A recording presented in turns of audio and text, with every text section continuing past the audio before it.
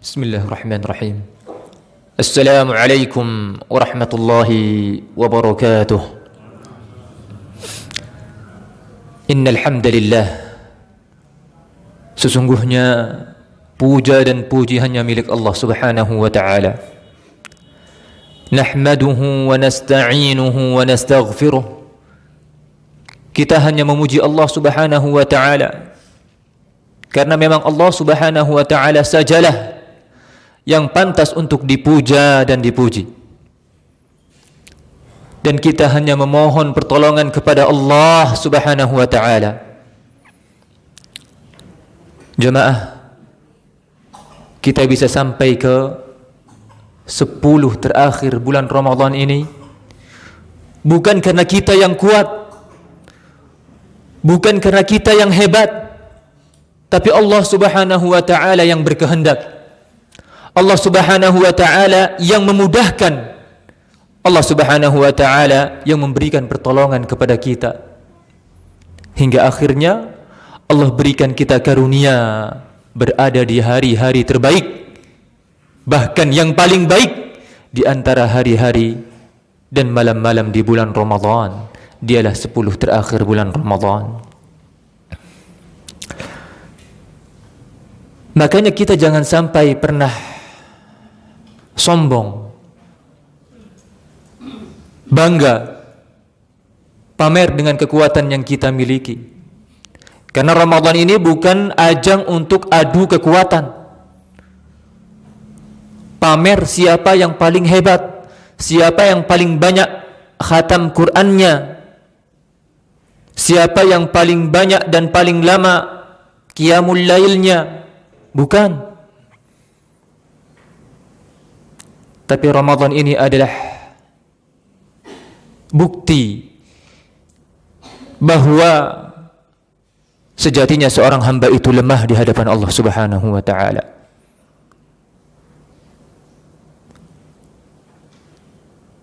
"17 kali kita ikrarkan bahwasanya ibadah yang kita lakukan ini tidak mungkin bisa kita lakukan kecuali dengan pertolongan Allah Subhanahu wa taala. Iyyaka na'bud wa iyyaka nasta'in.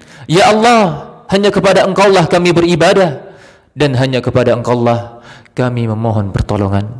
Menunjukkan bahwasanya ibadah yang kita lakukan, salat kita, puasa kita, sedekah kita, tidak mungkin bisa kita lakukan kecuali dengan pertolongan Allah Subhanahu wa taala. Dan kita hanya memohon ampun kepada Allah Subhanahu wa taala karena kita ini banyak salah dan dosanya, Pak, Bu. Manusia itu tempatnya salah dan dosa. Tapi sebaik-baik orang yang melakukan kesalahan, sebaik-baik orang yang berbuat dosa, dialah yang bertobat kepada Allah Subhanahu wa taala seketika itu pula. Itulah yang terpuji. Bukan yang terpuji itu adalah orang-orang yang tidak berbuat dosa sama sekali. Kalau itu bukan manusia biasa. Bisa jadi dia termasuk golongan malaikat karena nggak pernah berbuat dosa.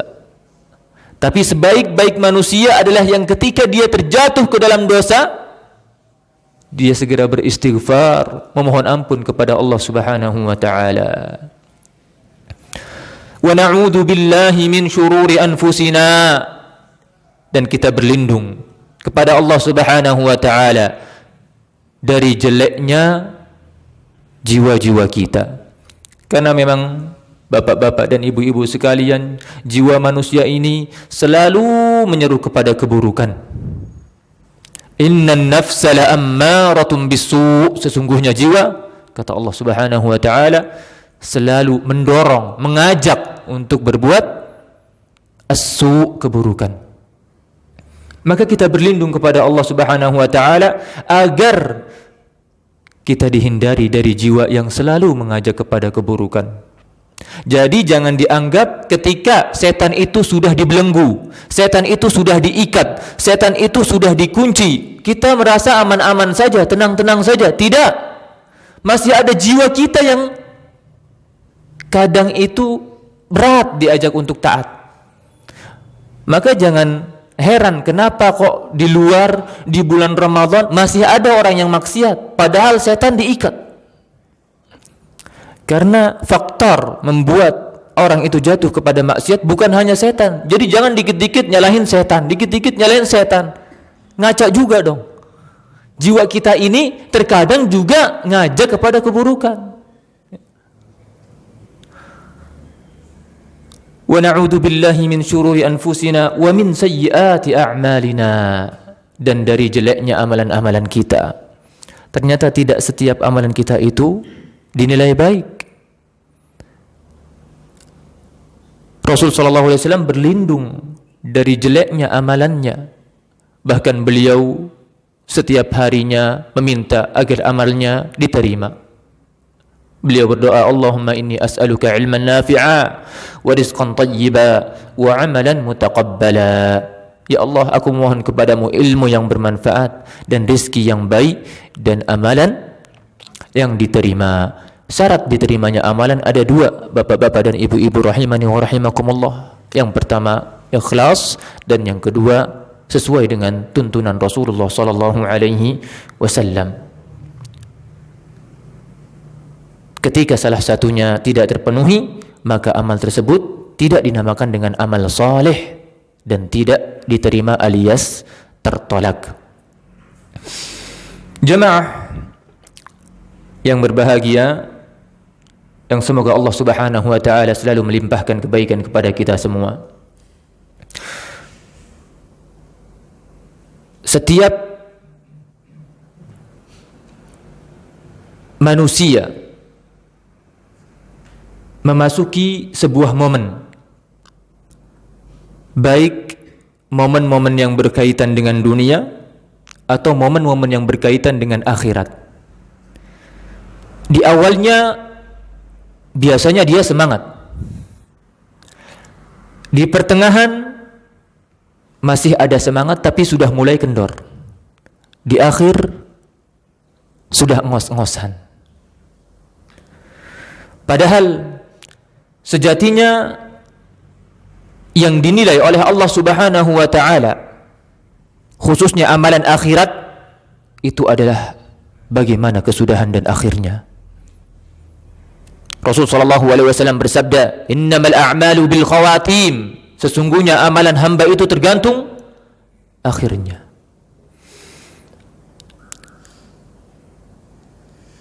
Betapa banyak orang-orang yang secara kasat mata amalannya amalan ahlu surga. Salat bersama kaum muslimin, kelihatan banyak sedekahnya. Orang-orang puasa, dia puasa ikut buka bersama. Tapi siapa yang tahu? Ternyata takdir mendahului dia dan Allah sudah tulis di Lauhil Mahfuz bahwasanya nama dia termasuk terdaftar dalam penghuni neraka wal'iyadu billah. Karena amalan-amalan yang tadi itu yang ada di depan mata manusia, tapi di belakang kita tidak tahu apa yang dia lakukan. Dia bersendiri, hanya antara dia dengan Allah Subhanahu wa taala. Tatkala itu dia malah jatuh terdalam kemaksiatan kepada Allah Subhanahu wa taala. Dan di akhir hidupnya dia meninggal dalam keadaan su'ul khatimah. Sebaliknya, betapa banyak orang-orang yang di pandangan manusia bejat, hina, pelaku maksiat, gak pernah kelihatan di masjid. Tapi Allah Subhanahu wa taala catat namanya di antara penduduk surga. Takdir mendahului dia. Karena ternyata di akhir kehidupan dia bertaubat, memohon ampun kepada Allah Subhanahu wa taala, dia sesali semua yang sudah dia lakukan. Sehingga kesalahan-kesalahan yang dahulu menyeret dia, mengantarkan dia ke dalam surga. Rubba amalin salihin yad'u sahibahu ila an-nar wa rubba 'amalin sayyi'in yad'u sahibahu ila al-jannah. Betapa banyak amalan-amalan yang saleh justru menyeret pelakunya ke dalam neraka. Dan betapa banyak amalan-amalan yang jelek justru mengajak pelakunya ke dalam surga. Kok bisa dia beramal amalan yang buruk malah masuk surga? Kok bisa dia melakukan amalan penghuni surga tapi malah masuk neraka? Iya, karena yang dilihat adalah akhirnya. Orang yang tadi melakukan amal yang baik, di akhir hayatnya dia pamer, dia ria, dia takabur, dia anggap dia orang yang paling suci, dia anggap dia adalah pemegang kunci surga, yang lainnya lewat. Yang bisa masuk surga dia doang, yang lainnya cuma kontrak. Maka pengakuan-pengakuan seperti ini di sisi Allah Subhanahu wa taala bukan hal kecil, besar. Bahkan Allah balikkan keadaannya hingga akhirnya Allah masukkan dia ke dalam neraka karena dia sudah lancang melawan ketetapan Allah Subhanahu wa taala. Sementara yang tadi yang selalu beramal buruk, di akhir hidupnya dia merasa menyesal, sudah pasrah. Apapun keputusan Allah dia terima, dia akui. Dia merendahkan diri, hancur sehancur-hancurnya di sisi Allah Subhanahu wa taala. Bahkan kalau bisa dia suruh anak-anaknya itu, "Nak, tolong nanti kalau abahmu ini meninggal jangan dikubur, dibakar aja abah. Terus debunya itu dibuang ke lautan." Loh, kenapa abah? Abah takut nanti Allah Subhanahu wa taala bangkitkan abah dan tanya dosa-dosa abah. Dia tahu Allah Subhanahu wa taala itu maha mampu untuk membangkitkan meskipun dia sudah menjadi debu dan abu. Jasadnya sudah tidak ada lagi. Tapi saking takutnya dia kepada Allah Subhanahu wa taala, dia katakan demikian sebagaimana yang terdapat dalam hadis yang sahih. Justru Allah Subhanahu wa taala ampuni dosa-dosanya. Maka selayaknya ini yang harus kita renungkan terus hingga akhir Ramadan kita. Jangan sampai amalan-amalan kita menipu kita. Dan bagi yang belum maksimal, masih ada kesempatan. Mari kita berusaha mengakhiri Ramadan kita ini dengan sebaik-baiknya. Dan biasanya jiwa itu di akhir-akhir mulai bosan, mulai penat, mulai capek. Maka ana teringat dengan nasihat Fadilatul Syekh Shalih Al-Utsaimin hafizahullah taala tatkala beliau memberikan sebuah nasihat berkaitan dengan hal ini yang berjudul Tasbirun Nafs fima baqiya min Ramadan. Menyabarkan diri pada hari-hari yang tersisa dan malam-malam yang tersisa di bulan Ramadan. Enggak ada kata lain selain sabar. Ya. Kalau enggak sabar, bisa-bisa kita teringat dengan kisah seorang yang mujahid, bermedan perang paling depan, paling gagah berani, sampai-sampai para sahabat menyangka ketika dia terbunuh, dia ini termasuk ahli surga. Tapi kata Rasulullah SAW, tidak, dia termasuk ahli neraka. Terus ada sahabat yang ngintilin dia, ngintipin, apa sih yang dilakukan orang ini? Kok bisa Rasulullah SAW menghukumi dia penduduk neraka, padahal dia paling hebat, paling jagoan. Ternyata ketika dia sudah banyak luka, dia enggak tahan dengan sakit yang dia derita, enggak sabar dia. Akhirnya dia ambil jalan pintas, udah dah, daripada saya kesakitan, hidup juga sakit, mendingan saya mati sekalian. Akhirnya dia bunuh diri. Dia tancapkan pedang di tanah mengarah ke atas, ujung yang lancip di atas, dia tubrukkan badannya ke pedang tersebut, akhirnya dia mati. Subhanallah. Tidak ada yang tahu kesudahan akhir seorang mukmin. Nah, beliau memberikan beberapa nasihat. Kata beliau hafizahullahu taala, fa inna min sifatin nafsil basyariyah annaha tas'am wa tamal. Jadi sudah lumrah, sudah wajar di antara sifat manusia itu dia kadang capek, kadang bosan, kadang penat. Wa yalhaquhal futur, terkadang datang rasa futur, rasa malas. Fama min ahadin minna syara'a fi syai'in min manafi'ihi fid dunya wal akhirah. Tidak ada seorang pun di antara kita yang mulai melakukan sesuatu, baik pekerjaan dunia atau pekerjaan akhirat, illa wa anasa min nafsihi ba'da dalika kalalan wa malala, kecuali dia pasti merasakan setelah itu rasa malas, rasa bosan, capek, penat, ya, pengen segera selesai. Wa min jumlati dzalika ma yajiduhu al-mar'u fi mawasimi ta'at. Di antara hal tersebut, apa yang dilakukan dan dirasakan oleh kita semua termasuk di dalam musim-musim ketaatan sekalipun.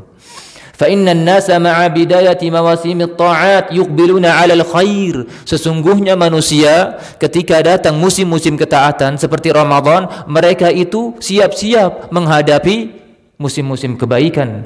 Fayastaksiruna minal hasanat, akhirnya mereka berlomba-lomba untuk melakukan kebaikan sebanyak-banyaknya. Wa taqwa nufusuhum 'alaiha, dan jiwa mereka menjadi sangat kuat untuk melakukan ketaatan. Fa idza tamada bihim zamanuha yawman ba'da yawm, akan tetapi ketika harinya berlalu sehari demi sehari, malam demi semalam, walailatan ba'da lailatin dha'ufat nufusuhum wa kasulat ajsaduhum, mulailah jiwa ini merasa lemah, merasa berat, merasa malas. Kalladhi yajiduhu al-mar'u fi hadhihi al-ayyam al-akhirah min Ramadan, sebagaimana yang dirasakan oleh seseorang di akhir-akhir Ramadan ini. Ma'a syarafi qadriha wa jalalati fadliha, padahal akhir Ramadan lebih utama daripada awalnya, lebih utama daripada pertengahannya. Yalhaqu ahaduna malal wa sa'amah min al-amal alladhi madha alaihi fi Ramadan. Kita merasakan ada rasa malas, ada rasa bosan, dan ada rasa penat di akhir Ramadan ini. Maka kata beliau, wa mithlu hadha yanbaghi an yatasadda lahu al-mar' bir umur. Ya, keadaan yang seperti ini jangan dibiarkan, tapi kita harus siapkan dengan beberapa perkara. Minha an ya'lama anna al-baqi min Ramadan, di antaranya selayaknya kita tahu bahwasanya hari-hari yang tersisa dari Ramadan ini huwa ayyamun qalail fi ayyamin ma'dudat. Ini hanya hari-hari yang sedikit dari hari-hari yang berbilang. Fa inna Allah lamma dzakara fariidat as-siyam 'alaina fi Ramadan qala ayyaman ma'dudat. Bukankah Allah Subhanahu wa taala mensifati bulan Ramadan itu dengan ayyaman ma'dudat? Subhanallah, Allah Subhanahu wa taala tidak mensifati bulan Ramadan dengan syahrun kamil, sebulan penuh, enggak. Tapi Allah gambarkan sebulan penuh itu dengan beberapa hari yang berbilang, agar jiwa kita itu optimis. Cuman beberapa hari, insya Allah bisa. Kalau kita punya asumsi dan persepsi seperti itu dari awal Ramadan, seharusnya di akhir Ramadan kita lebih optimis lagi. Ketika di awal kita bisa semangat karena yakin bahwasanya kita akan menyelesaikan Ramadan, seharusnya di akhir-akhir ini kita lebih yakin dan optimis lagi. Cuma sebentar, cuma sedikit lagi, sabar. Wa hadhihi as-sighah tush'iru biqillatiha, ya. Apa yang disebutkan oleh Allah Subhanahu wa taala dalam ayat ini menyebutkan bahwasanya hari-hari Ramadan itu hanya berbilang sedikit. Wa annaha ayyamun yasiratun la tatul. Sabar, dia tidak panjang, dia hanya sebentar. Fa idza kanat tilkal ayyamul yasirah, jika hari-hari itu sedikit, allati hiya 29 yawman, dan bilangannya itu bisa jadi 29 hari, au 30 yawman, atau 30 hari. Lam yabqa minha illa ayyamun qalail, berarti 10 hari ini sedikit dari yang sedikit. Kalau Allah gambarkan sebulan itu sedikit yang berbilang, apalagi cuma 10 hari atau 9 hari lagi. maka itu jauh lebih sedikit. Fayambaghi an yajtahidal mar'u fi tadaruki hadhihi al-ayyamil qala'il. Harus kita bersemangat sungguh-sungguh. Wa fi tasbiri nafsihi 'ala al-a'mali shalihat. Harus kita menyabarkan diri kita untuk beramal saleh, wal istiksari minal hasanat, dan memperbanyak amal kebaikan. Fatilka al-ayyamu allati madat aksaru wa aksaru mimma baqi. Kita sudah berhasil melewati 20 hari. Berarti dia lebih banyak daripada hari yang tersisa. Fama baqiya illa qalil, fayanbaghi an tajtahida fi hadzal qalil alladhi huwa nazrun min yasir. Maka selayaknya kita bersungguh-sungguh, berijtihad, bermujahadah. Fayakunu hadha a'zama fi taqwiyatin nafsi 'ala al-istimrari fil 'amal. Maka dengan perasaan seperti ini kita bisa lebih kuat untuk menyelesaikan hari-hari yang tersisa. Bi an ta'lama anna hadhihi ayyamun qala'il baqiyatun min ayyamin ma'dudatin dahibat. Ya, dengan kita mengetahui bahwasanya hari-hari ini hanya hari yang sedikit dari hari-hari yang akan berlalu dan akan pergi. Kemudian beliau menyebutkan perkara yang kedua. Wa minha an ya'lama al-'abdu anna ma wu'idna 'alaihi fi Ramadan min al-jaza'il wafir min al-maghfirah. Hendaknya seorang hamba mengetahui bahwasanya ganjaran yang besar yang Allah Subhanahu wa taala berikan khusus di bulan Ramadan ini berupa maghfirah, ampunan dari Allah Subhanahu wa taala fi qoulihi sallallahu alaihi wasallam, man shoma ramadhana imanan wa ihtisaba ghufira lahu ma taqaddama min dhanbi. Barang siapa yang berpuasa bulan Ramadan, maka Allah Subhanahu wa taala akan ampuni dosanya yang telah lalu. Dan sabda Rasul sallallahu alaihi wasallam, man qama ramadhana imanan wa ihtisaba ghufira lahu ma taqaddama min dhanbi. Barang siapa yang melaksanakan qiyam, salat malam seperti salat tarawih di bulan Ramadan full, maka dosanya yang telah lalu akan diampuni.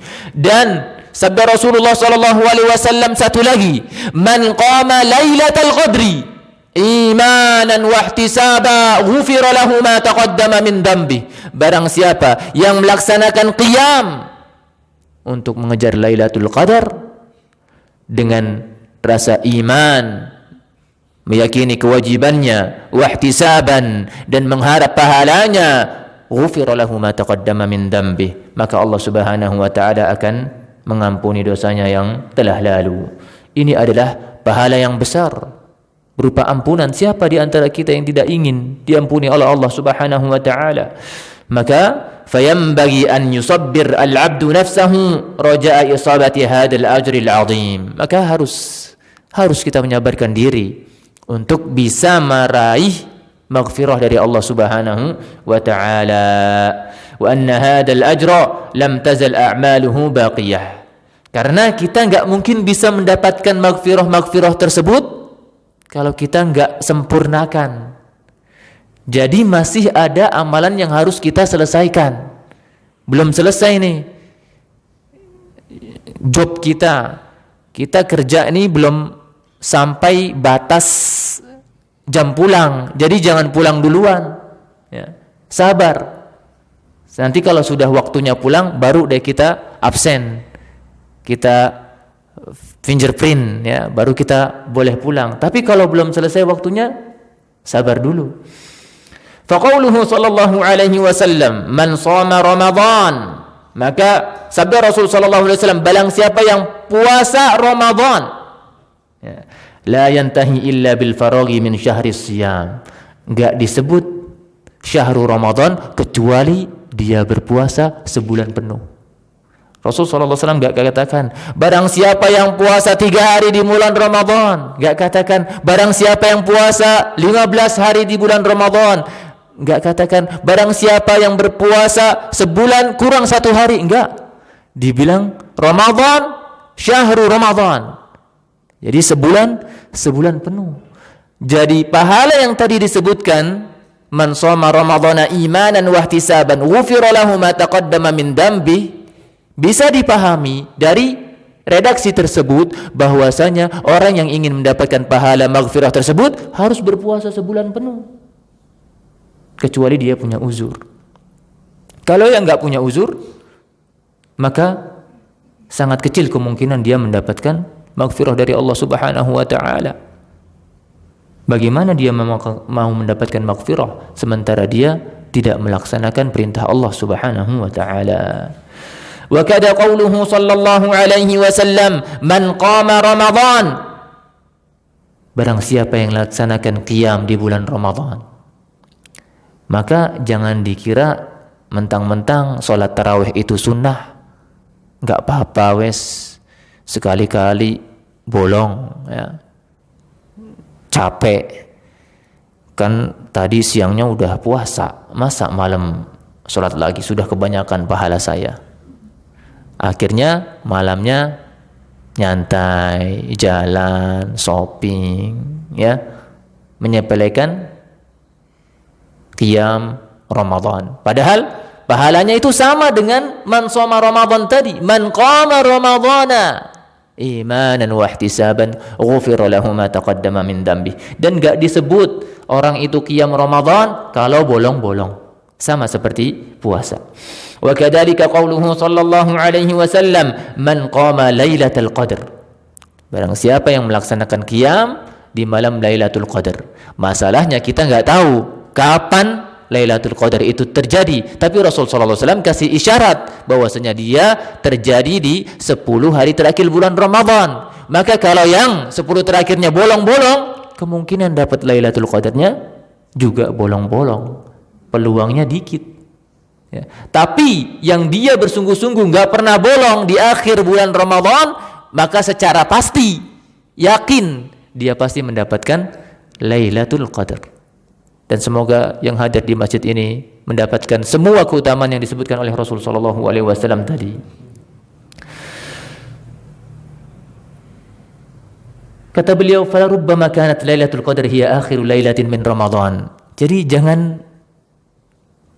jangan buru-buru sumringah ya di malam 29 ya, ternyata kan puasanya itu sampai 30. Ternyata masih ada satu malam lagi ya. Dia udah keburu ngebet pengen lebaran gitu ya. Udah tinggal satu malam aja, udah keburu pengen belanja ke mall ya. Pengen beli ini, beli itu untuk kebutuhan lebaran. Ternyata Lailatul Qadarnya jatuh pada malam 30. Malam terakhir Ramadan. Subhanallah, rugi sekali dia. Ya. Padahal dia bisa potong kompas kalau dia dapat Lailatul Qadar, yang mana 1000 bulan itu sama dengan 83 tahun. Kalaulah misalnya umur dia 30 tahun, dari 30 tahun itu dia pernah mendapatkan Lailatul Qadar itu 10 kali misalnya. 10 kali dikali 83 sama dengan 830 tahun dia beribadah kepada Allah Subhanahu wa taala. Satu kali aja dia dapat Lailatul Qadar itu sudah sebuah potong kompas yang sangat hebat sekali. Belum tentu umur dia itu bisa 83 tahun. Ini ditulis 83 tahun beribadah. Bahkan kata Allah redaksinya khairun, lebih baik min alfi syahr, dibanding beribadah 1000 bulan. Maka jangan sepelekan hal ini dan bersabarlah. Fayahmilul 'abd 'ala nafsihi wa yajtahidu fi takmiri hadhihi al-a'mal allati ruttibat 'alayha al-maghfirah li'annahu lam yafruq minha ba'du. Maka jangan kita buru-buru karena amalan kita belum berakhir. Fa idza dzakarta anna maghfiratallahi laka la tahsulu illa fiha. Kalau kita ingat bahwasanya maghfirah Allah Subhanahu wa taala itu tidak mungkin kita dapatkan kecuali dengan menyelesaikan amalan-amalan tersebut. Wa annahu lam yabqa minha illa syai'un yasirun qalilun jiddan, dan tidak tersisa kecuali sesuatu yang sedikit. Qawwa dzalika nafsaka 'ala al-istiksari min al-amal. Maka hal tersebut memberikan kekuatan kepada kita untuk memperbanyak amalan. Perkara yang selanjutnya kata beliau, wa minha an ya'lama al-'abdu annahu law quddira lahu ma quddira min al-'amal. Seandainya seorang hamba itu mengetahui bahwasanya dia mampu melakukan banyak sekali amalan, fa innahu ma'murun bi an ya'mal lillahi katsira, karena seperti itulah selayaknya seorang hamba, seharusnya dia memperbanyak ibadah kepada Allah Subhanahu wa taala. Tidak seperti yang dikatakan orang, Ustaz, kita hidup ini harus seimbang, setengah-setengah. Nah, monggo kalau antum bilang setengah-setengah, 12 jam antum ibadah, 12 jam antum kerja, itu namanya setengah-setengah. Fair. Tapi hakikatnya enggak gitu. Ternyata sebagian manusia itu kerja dia 12 jam, ya, tapi untuk sholat ala kadarnya, ya. Kadang buru-buru, cepat-cepat. Maka ini enggak disebut seimbang. Bahkan ini enggak adil, ya. Ketika buat Allah dia waktunya itu pas, ya kalau lagi liburan, taklim, ya kalau lagi akhir pekan, udah sisa-sisa waktunya. Ngaji, baca Quran, ya kalau sudah nggak ada waktu lain, waktu sisa, nah itu baru ibadah. Bukan dijadikan prioritas utama. Maka selayaknya seorang hamba memang untuk berbanyak ibadah kepada Allah Subhanahu wa taala sebagai wujud syukur kepada Allah Subhanahu wa taala. Fa inna an-nabiy sallallahu alaihi wasallam kana yaqumul laila hatta tatafattar qadama. Karena Rasul sallallahu alaihi wasallam itu beliau qiyamul lail sampai kaki beliau itu bengkak. Fa kanat Aisyah radhiyallahu taala anha taqulu lah. Kemudian Ummul Mukminin Aisyah radhiyallahu taala anha bertanya kepada Rasul sallallahu alaihi wasallam, "Ya Rasulullah, atasna'u hadha wa qad ghufira laka ma taqaddama min dhanbika wa ma ta'akhkhar?" Wahai Rasul, kenapa engkau lakukan hal demikian? Engkau salat sampai kakimu bengkak, padahal Allah Subhanahu wa taala sudah mengampuni dosamu yang terdahulu dan yang akan datang. Lah ini ada orang yang belum dapat jaminan maghfirah, sudah seolah-olah berhasil mendapatkan predikat takwa sehingga di akhir Ramadan dia malas-malasan atau bahkan meninggalkan. Rasul sallallahu alaihi wasallam yang sudah dijamin ampunan oleh Allah Subhanahu wa taala, beliau tetap bersemangat untuk melaksanakan qiyamul lail. Apa jawab Rasul sallallahu alaihi wasallam? Fayaqulu ya Aisyah, afala akunu 'abdan syakura? Wahai Aisyah, tidakkah pantas aku ini menjadi hamba Allah Subhanahu wa taala yang pandai bersyukur? Famin syukrillah subhanahu wa ta'ala an yusabbir al-'abdu nafsahu fi hadhihi al-ayyam al-qalilati al-baqiyah. Maka di antara bentuk syukur kepada Allah Subhanahu wa taala, kita sabarkan diri kita di akhir-akhir Ramadan ini. Ala al-istiktsari min al-a'mal as-salihah, dengan memperbanyak amalan-amalan salih, wa an ya'rifa annahu mahma zada Allah min al-amal fa inna syukrallahi al-lazim lana a'zam wa a'zam. Dan kita mengetahui bahwasanya semampu apapun kita melaksanakan ibadah, seandainya pun kita mampu 24 jam untuk beribadah kepada Allah Subhanahu wa taala, maka syukur kepada Allah Subhanahu wa taala lebih besar dan lebih besar lagi. Enggak bisa itu menandingi syukur kepada Allah Subhanahu wa taala meskipun kita ini 24 jam full beribadah kepada Allah Subhanahu wa taala. Wa qad qala Allah Subhanahu wa taala, dzurriyyata man hamalna ma'a Nuh. Mereka lah anak keturunan yang kami bawa bersama Nuh. Innahu kana 'abdan syakura. Dan Nuh itu alaihi salam adalah hamba yang pandai bersyukur. Summa qala an hadhihi ad-durriyyah, kemudian Allah Subhanahu wa taala mensifati anak keturunan tersebut, wa qalilum min ibadiyasy syakur, dan sedikit di antara hamba-hambaku, kata Allah Subhanahu wa taala, yang pandai bersyukur. Yani anna al-qa'imina bima yanbaghi lillahi 'azza wa jalla min asy-syukr qalil. Bahwasanya orang-orang yang mampu merealisasikan hakikat syukur itu enggak banyak, sedikit. Maka ada seorang yang hidup di zaman Umar radhiyallahu taala anhu pernah berdoa, Allahumma ja'alni minal aqallin. Ya Allah, jadikanlah aku termasuk golongan orang-orang yang sedikit. Umar heran. Apa maksudnya? Kenapa kamu doa seperti itu? Kata orang tersebut, Alaihissallahu yaqul wa qalilun min ibadiyasy syakur. Bukankah Allah Subhanahu wa taala berfirman, dan sedikit di antara hamba-hambaku yang pandai bersyukur, maka aku ingin menjadi orang yang bersyukur. Kata Umar radhiyallahu taala anhu, kullun nas afqah min Umar. Semua manusia itu lebih faqih daripada Umar. Umar enggak sampai ke pemahaman tersebut. Ternyata maksudnya adalah agar dijadikan sebagai hamba yang bersyukur. Dan ini menunjukkan tawadhu'nya Umar. Bukan berarti Umar tidak paham, tapi saat itu Umar tidak engah dengan makna dari doa tersebut. Waqad qala Allah azza wa jalla washkuru lillahi in kuntum iyyahu ta'budun. Dan bersyukurlah kalian kepada Allah Subhanahu wa taala jika kalian benar-benar beribadah kepada Allah Subhanahu wa taala. Di sini Allah Subhanahu wa taala menggandengkan antara ibadah dan syukur. Karena ibadah yang kita lakukan wajib kita syukuri. Enggak mungkin kita bisa melakukan ibadah kecuali dengan izin Allah Subhanahu wa taala, dan inilah kenapa kita harus bersyukur. Famin syukrillahi subhanahu wa ta'ala an yusabbira nafsaka 'ala al-'amali fima baqiya min Ramadan.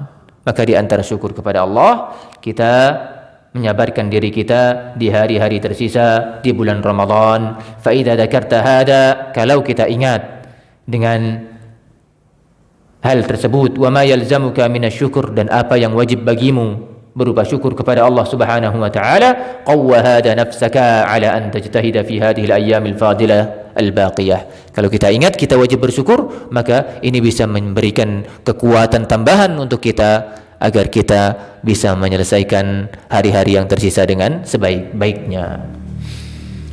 Kemudian di antara yang beliau nasihatkan pula, wa minha an yanzura al-'abdu fi haqiqati ma ya'rifuhu min ajalih. Seorang hamba hendaknya melihat hakikat dekatnya ajalnya. Wa mata yantahi, dan dia tidak tahu kapan ajal itu datang. Fa inna kulla wahidin minna qad ummiya anhu ajaluh. Karena semua orang di antara kita enggak ada yang tahu kapan ajal itu datang, tapi dia pasti datang. Wa huwa in fusiha lahu fi ajalihi wa wusi'a lahu fi qudratihi fa adraka Ramadan hada, ketika dia merasa kalau dia itu masih disampaikan oleh Allah Subhanahu wa taala di Ramadan tahun ini, masih Allah berikan kekuatan untuk beribadah di Ramadan tahun ini, fa innahu la yadri ayati Ramadanul qadim wa huwa fil ahya'i am la. Tapi dia enggak tahu tahun depan dia bisa mendapatkan Ramadan lagi apa enggak. Dia enggak tahu ketika dia bertemu dengan Ramadan dia dalam keadaan sehat atau enggak. Jangankan jauh-jauh kita nunggu Ramadan tahun depan, apa yang kita lakukan besok aja kita enggak tahu. Wa ma tadri nafsun madza taksibu ghadan. Tidaklah seorang jiwa pun tahu apa yang akan ia lakukan besok. Artinya dia masih hidup atau enggak, dia enggak tahu. Karena ini semua termasuk rahasia Allah Subhanahu wa taala, tapi yang pasti kita wajib beramal. Wa kam min unas kanu ma'ana wa matu qabla Ramadan bi lailah wa lailatin. Betapa banyak manusia tahun kemarin bersama kita, tapi ketika mau masuk bulan Ramadan sebelum sehari atau 2 hari, ternyata Allah cabut nyawanya. Dia tidak mendapatkan kesempatan seperti kita. Padahal orang itu berharap banget bisa mendapatkan Ramadan lagi. Ya. Maka kita rasakan itu keinginan orang-orang yang sudah meninggal tersebut untuk mendapatkan Ramadan, sehingga kita bisa lebih menghargai hari-hari yang tersisa ini. Wa anta waqad fasahallahu laka fi ajalik, dan engkau Allah sudah berikan engkau kesempatan, nikmat, sehingga engkau bisa bertemu dengan Ramadan tahun ini. Wa nasa'a fi umrik, Allah panjangkan umurmu untuk bertemu Ramadan lagi. La tadri atastaqbilu Ramadan marratan ukhra am la, dan engkau tidak tahu tahun depan engkau masih bertemu dengan Ramadan atau tidak. Fa idza kunta fi Ramadan al-an, apabila engkau sekarang berada di bulan Ramadan, wa lam yabqa minhu illa ayyamun qalail, dan tidak tersisa kecuali hari-hari yang sedikit, fa inna minal ad-dinil kamil wal aqlil wafir, sesungguhnya menunjukkan sempurnanya agama seseorang dan akalnya yang cerdas, an tagtanima ma baqiya min ramadhan hada, adalah engkau manfaatkan sebaik-baiknya sisa-sisa ini. Wajaa an ya'zum ajruka, rajaa an ya'zuma ajruka, dengan harapan pahalamu menjadi lebih besar. Wa yaksura ma taknizuhu 'inda Allah subhanahu wa ta'ala minal hasanat, dan engkau bisa memperoleh pundi-pundi kebaikan yang sangat banyak di sisi Allah subhanahu wa ta'ala.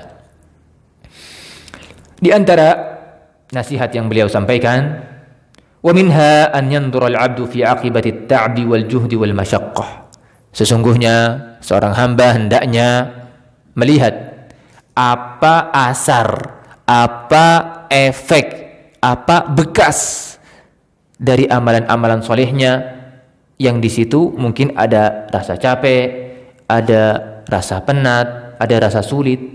Wa annal insan mahma anasa fi nafsihi tab'an wa juhdan wa masyaqqah, dan seorang manusia seberat apapun dia melakukan ibadah, secapek apapun dia melakukan ibadah, falyadhkur ma yakunu 'alan nasi minal masyaqqati yaumal qiyamah, maka hendaknya dia ingat-ingat sesungguhnya kesulitan di hari kiamat jauh lebih berat.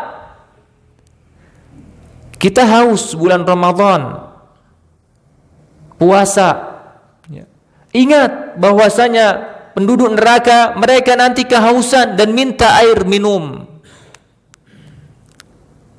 dan Allah tidak memberikan air minum kecuali air yang mendidih, nanah. Mereka lapar dan Allah tidak memberikan makanan kecuali duri, ad-dhari', yang tidak menggemukkan, tidak pula mengenyangkan. Maka kita bersabar. Enggak seberapa kesulitan, rasa capek, ngantuk, penat, bosan di bulan Ramadan itu enggak seberapa ya, kalau kita bandingkan dengan kesulitan di hari akhir. Pada hari akhir itu manusia terbagi menjadi 3 golongan. Golongan yang pertama, orang-orang yang beriman. Golongan yang kedua, orang-orang musyrik. Golongan yang ketiga, orang-orang munafik. Orang-orang musyrik, mereka adalah orang-orang yang paling masuk neraka duluan. Jadi yang menyembah patung, patungnya didatangkan, cemplungkan ke dalam neraka. Yang nyembah patung, ikut sesembahannya. Yang nyembah pohon, pohonnya didatangkan, dicemplungkan ke dalam neraka. Yang nyembah pohon, ikut. Yang nyembah matahari, bulan, batu, dan berbagai sesembahan selain Allah subhanahu wa ta'ala, didatangkan sesembahan-sesembahan mereka, dicemplungkan semuanya ke dalam neraka. Yang nyembah manut, ikut, karena sebagaimana dulu di dunia mereka mengagung-agungkan, diikuti, dipanuti, ditaati, begitu juga di akhirat langsung patuh, ikut, nyungsur ke dalam neraka. Tinggallah manusia terbagi menjadi 2 golongan, orang beriman dan orang munafik. Kala itu Allah subhanahu wa ta'ala memerintahkan mereka semua untuk sujud. Sujudlah orang-orang beriman, tapi orang-orang munafik punggung mereka kaku, gak bisa sujud mereka. Padahal saat ini adalah saatnya menunjukkan kalau mereka itu benar-benar patuh dan taat beriman kepada Allah subhanahu wa ta'ala dengan sujud. Tapi ketika di hadapan Allah mereka malah gak bisa sujud, karena mereka dulunya idza qamu ila shalah qamu kusala yura'una an-nas la yadhkurunallaha illa qalila. Mereka dulu ketika mau salatnya malas-malesan, cuman riya, cuman agar ketahuan masih bersama safnya kaum muslimin. Tapi kalau salatnya yang remang-remang, redup-redup, malam-malam salat subuh paling berat itu bagi mereka, dan salat isya, maka mereka absen, gak datang. Maka yang harusnya mereka sujud di akhirat, mereka gak bisa sujud. Ketika itu bisa dipisahkan antara golongan orang-orang beriman dan orang-orang munafik, ketahuan. Dibuatlah benteng. kemudian suasana menjadi gelap, maka Allah Subhanahu wa taala perintahkan orang-orang yang beriman ya, untuk pergi menuju sirat. Karena mereka kalau mau masuk surga harus menyeberangi sirat.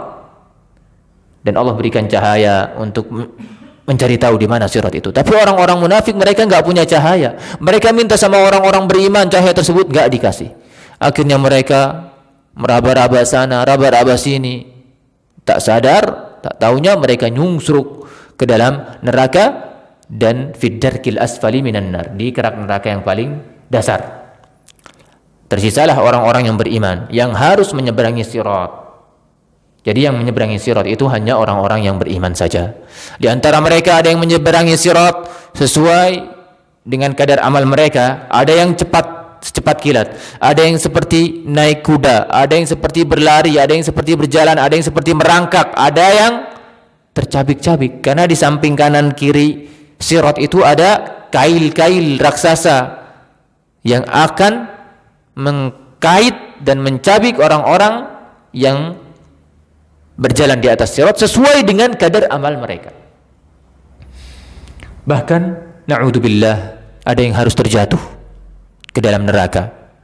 Semuanya sesuai dengan kadar amalnya. Maka barang siapa yang amalnya cepat, ekspres di dunia ini, termasuk di bulan Ramadan ini, maka nanti dia ketika melintasi sirat cepat pula. Akan tapi barang siapa yang amalnya lambat, ala kadarnya, pas-pasan, ya biasa-biasa aja. Kalau ibadah itu enggak usah terlalu ngoyo, Mas. Biasa-biasa aja. Kalau beragama itu enggak usah terlalu ekstrim, gulu. Biasa-biasa aja. Kayak saya ini loh nyantai. Orang-orang ke masjid ya saya santai aja. Enggak seperti itu.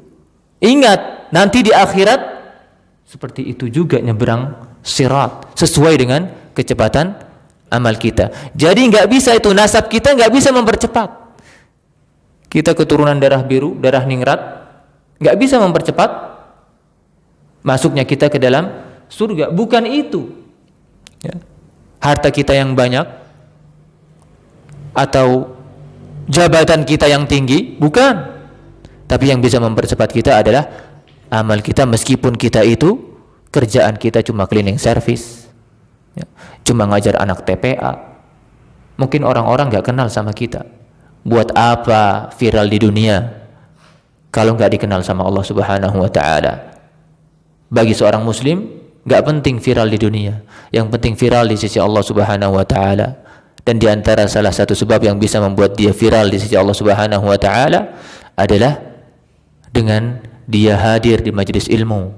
Karena di majelis ilmu nama-nama dia ada absennya tuh, disebut oleh malaikat di sisi Allah Subhanahu wa taala, fulan hadir di majelis ilmu di pagi hari ini di Masjid Al-Bahmudah di Jember. Itu ada absennya, disebut di sisi Allah Subhanahu wa taala. Maka kita hadirkan hal-hal tersebut ya, sehingga kita semakin termotivasi dan bersemangat. Wallahu ta'ala alam bisawab. Nampaknya demikian yang bisa kami sampaikan. Kurang lebihnya kami mohon maaf.